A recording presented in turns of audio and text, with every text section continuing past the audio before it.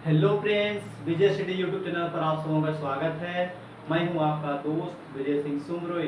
चलिए दोस्तों, आज हम मैथ का एक नया चैप्टर लेकर आए हैं। जैसे कि आप अपने स्क्रीन पे देख पा रहे होंगे, समचतुर्भुज यानी रोम्बस। इससे रिलेटेड अभी ग्रुप डी में हर शिफ्ट में या हर दिन एक या दो क्वेश्चन पूछा जा रहा है दोस्तों। तो चलिए हम लोग बिना देर किए हुए इसकी शुरुआत करते हैं। चलिए समचतुर्भुज का सबसे पहले परिभाषा जान लेंगे। चलिए दोस्तों, आप स्क्रीन पे देख पा रहे होंगे, ये परिभाषा है। ज्यामितीय आकृति जिसकी चारों भुजाएं समान हो लेकिन कोण समकोण ना हो तो उसे समचतुर्भुज या विषम चतुर्भुज कहा जाता है। जैसे दोस्तों आप यहाँ पे देख पा रहे होंगे, ये ए बी सी डी, ये क्या है? ये रोम्बस। यहाँ ये जो कोण है दोस्तों, यहाँ ये 90 डिग्री का नहीं हो सकता। क्या बोल रहे हैं दोस्तों? भुजा समान हो, ये भुजा चारों भुजा समान होगा लेकिन कोण समकोण ना हो। ये कोण समकोण ना हो तो उसे समचतुर्भुज या विषम चतुर्भुज कहा जाता है। तो दोस्तों इसके गुणधर्म के बारे में जानेंगे आगे। चलिए दोस्तों, अभी हम लोग जानेंगे समचतुर्भुज के गुणधर्म या विशेषता। सबसे पहली विशेषता या गुणधर्म ये है, सभी भुजाएं बराबर होती है। यानी कि ये ए बी AC से जितना दूरी है उतना ही AB का दूरी भी उतना ही है। विकर्ण एक दूसरे को 90 डिग्री पर काटते हैं। ये जो देख पा रहे हैं दोस्तों, ये और ये CB और AD यहाँ जहाँ काट रहे हैं, यहाँ कितना डिग्री का कोण बनाएगा? 90 डिग्री का।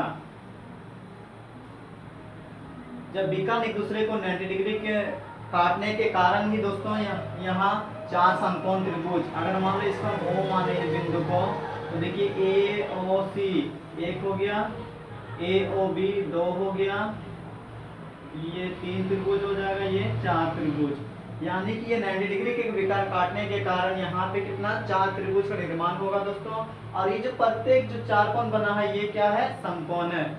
समझ में आ गया होगा दोस्तों। चलिए आगे बढ़ेंगे। समकोण त्रिभुज का निर्माण होगा।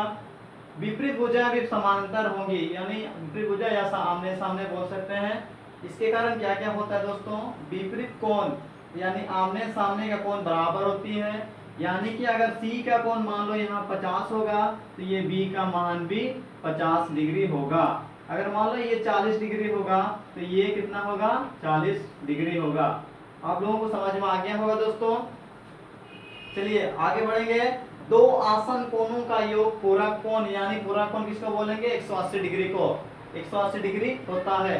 जैसे कि दोस्तों आसन कोण का मतलब मैं बता दूंगा कि ये एक दूसरे का क्या है? आसन कोण है। ये दोनों D और कोण D और कोण B क्या है? आसन कोण है। यानी कि दोस्तों ये दोनों मिला के कितना होना चाहिए? 180 प्लस, मैं यहाँ पे लिख दूंगा कोण D प्लस कोण B बराबर 180 डिग्री। दोस्तों अभी ग्रुप डी में ऐसे सवाल पूछा जा रहा है कि यहाँ का मान लो आपको देगा और यहाँ का मान पूछेगा। तो ये जो है दोस्तों, यहाँ और यहाँ का कितना होता है? 180 डिग्री। मान लो यहाँ 40 डिग्री है तो आपका यहाँ पूछेगा तो कितना होगा? 180 में से हम 40 घटाएंगे तो कितना हो जाएगा दोस्तों? ये 140 डिग्री। चलिए दोस्तों आगे बढ़ेंगे हम लोग। आप लोगों को समझ में आ गया होगा। चलिए दोस्तों आगे बढ़ते हैं। समचतुर्भुज का परिमाप। जैसे कि दोस्तों मैंने बताया कि समचतुर्भुज का जो गुणधर्म है, ये क्या क्या बताए थे? जो भुजाएं हैं आपस में समान होती है, इसलिए दोस्तों इसका चतुर्भुज का परिमाप होता है 4 गुना भुजा। यानी कि ये टोटल, ये जो देख रहे हैं, इसका जो चारों अगर हम जोड़ेंगे तो ये क्या बन जाएगा? उसका परिमाप। चलिए दोस्तों 4 गुना भुजा, यानी इसको हम लोग ऐसे भी लिख सकते हैं। एक अगर हम भुजा मानेंगे तो 4n, क्योंकि A बराबर समान है। चलिए दोस्तों आगे बढ़ेंगे हम लोग। क्षेत्रफल। क्षेत्रफल हम लोग दो तरीके से निकाल सकते हैं। एक होता है आधार गुना ऊंचाई, B गुना H, और दूसरा होता है हाफ गुना पहला विकर्ण गुना दूसरा विकर्ण, यानी कि 1/2 इंटू डायगोनल 1 गुना डायगोनल 2।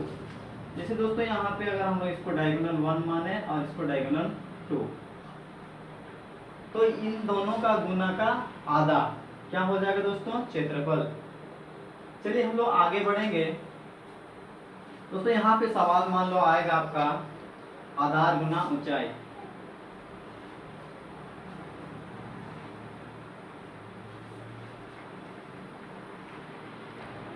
चलिए दोस्तों हम लोग आगे बढ़ेंगे।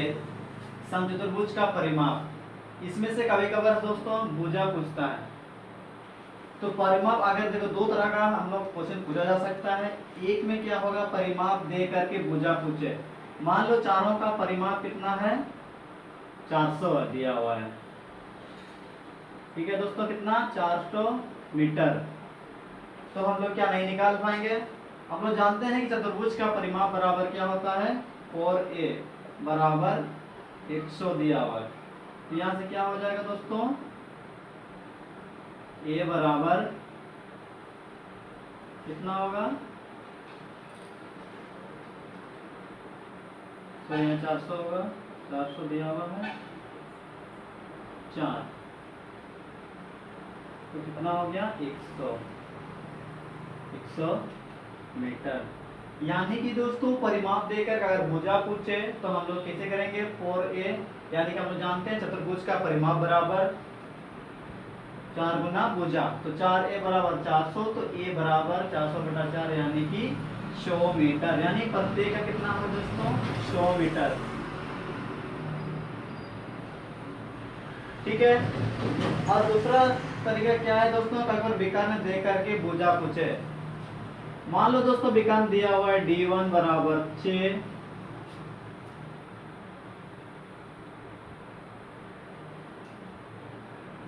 d1 बराबर 12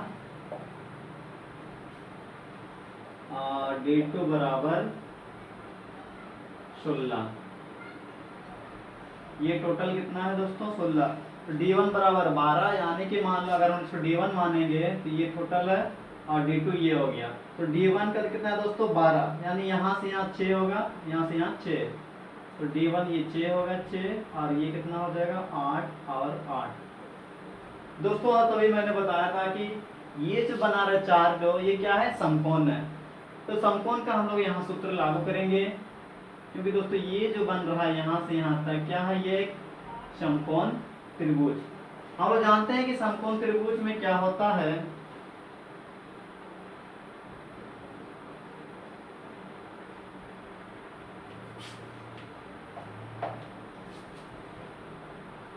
कर्ण स्क्वायर बराबर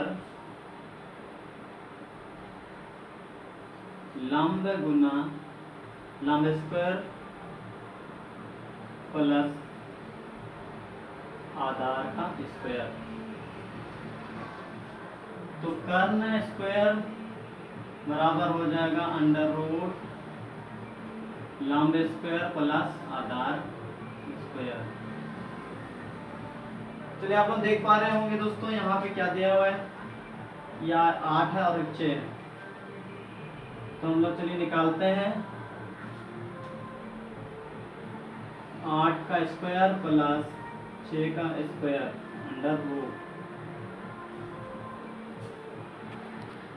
चलिए दोस्तों निकालेंगे, 8 8 64 प्लस 6 4 36, इसको अंडर रूट कर देंगे, जोड़ेंगे तो कितना हो जाएगा,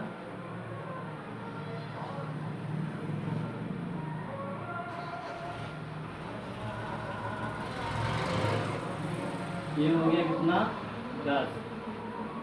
यानी कि दोस्तों अगर आपको विकर्ण दे करके भुजा पूछे तो हम लोग क्या करेंगे, यहाँ विकर्ण पूछेगा टोटल का, तो इसको यहाँ से आधा यहाँ से आधा, यानी कि विकर्ण बराबर विकर्ण सॉरी हाँ कारण बराबर 10। यानी कि ये क्या हो गया दोस्तों, अगर ये हो गया तो 10। दोस्तों आपको यहाँ मन में एक सवाल आ गया होगा, तभी हम लोग 100 निकाले हैं, अभी 10। ऐसा इसलिए हुआ क्योंकि अगर ये 100 रहेगा तो ये ऑब्वियसली ये चेंज हो जाएगा, इसीलिए आप इतना ध्यान मत दीजिएगा दोस्तों, आप ऐसे ही निकाल लीजिएगा। चलिए आगे बढ़ेंगे दोस्तों। चलिए दोस्तों फटाफट आगे बढ़ते हैं। अभी हम लोग निकालेंगे समचतुर्भुज का क्षेत्रफल। यहाँ भी हम लोग दो तरीके से निकाल सकते हैं दोस्तों। एक कंडीशन ये होता है कि आधार और ऊंचाई देकर के आपसे पूछे गए क्षेत्रफल निकाले। जैसे यहाँ पे दिया हुआ है दोस्तों, ये इसको क्या बोल देंगे, ऊंचाई, और ये आधार है। ऊंचाई h बराबर 8 दिया हुआ है, आधार 10। तो हम लोग जानते हैं कि इसका क्षेत्रफल बराबर होता है v गुना h, आधार गुना ऊंचाई, तो 8 गुना 10 यानी कि 80 मीटर स्क्वायर। समझ गए होंगे दोस्तों। चलिए आगे बढ़ेंगे। बीकानेर दे करके क्षेत्रफल ज्ञात करना है। यहाँ पर D1 12, D2 16। तो हम लोग जानते हैं दोस्तों कि समचतुर्भुज का क्षेत्रफल बराबर होता है 1/2 D1